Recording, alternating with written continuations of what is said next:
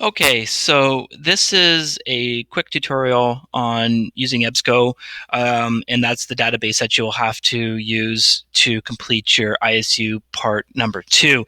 Now, I'm sure most of you are familiar with Ebsco and have used it before in other classes, especially like a history class or a class that you have to do some research with.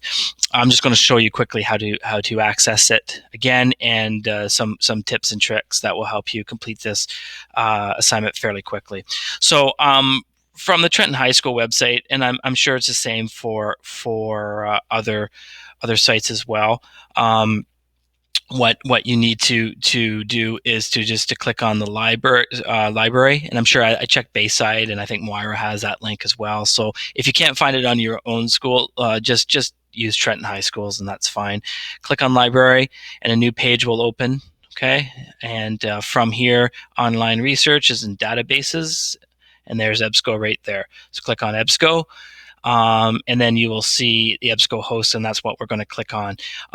One thing to be mindful of is if you're using this at the school, you'll have no problem in terms of accessing it. The passwords are automatic. If you want to use this at home, you have to get the passwords from the teacher librarian of your school. Okay, so here would be at Trenton High School. It's Mrs. Chapman, and you'd have to approach her and ask for those passwords, and just explain that you're using it at home.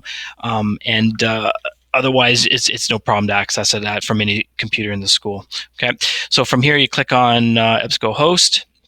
I just select all and continue because it's just easier than reading all of this stuff, and then you get more hits and more information to sift through that way. It says that it's a slow option, but I've really never had too many problems with it.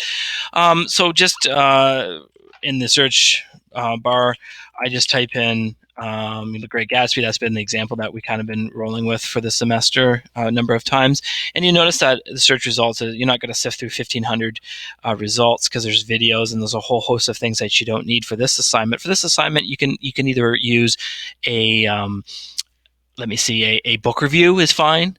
A review of a book, of any novel or collection of short stories or whatever of the author. You can also use, I would say, academic writing. So those are from periodicals or academic journals. Some academic and like an English professor who has written on The Great Gatsby or something like that, and you have that's the first hit. You could read that and engage that if you so wish. Now, academic writing and academic journal writing is going to be a little bit more sophisticated, and I would say what's called heady. So it's a little bit more intellectual than say just a straightforward book review, but it's up to you. Okay. Now to search and go through this, you just go through the source types. So reviews, if you want to narrow it down just to reviews of The Great Gatsby, there you have a number of different types of reviews of the book. Okay, so you may want to pull up the full PDF text, which is nice. That opens up, and the nice thing about being you can just read it from the screen and work from that. And remember that I do want an indication of the source that you used. So just remember the source that you're using here, and you're going to have to. It's trial and error. Okay, so.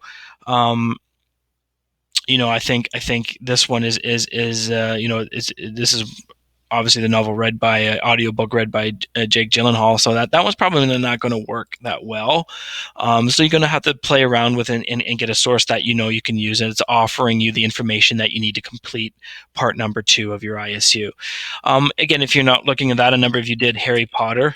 So just maybe pick the Sorcerer's Stone and see if there's a book review of that. Okay, there's 14, it says, and then it seems to have come up with PDF and or HTML full text so that you can look at, and you can see reviews. There's also just to see. It looks like there's some academic writing on the Sorcerer's Stone as well. So you can click on that and see if that's again going to offer you any type of assistance in coming up with a good source to use. And again, you're going to have to look at that.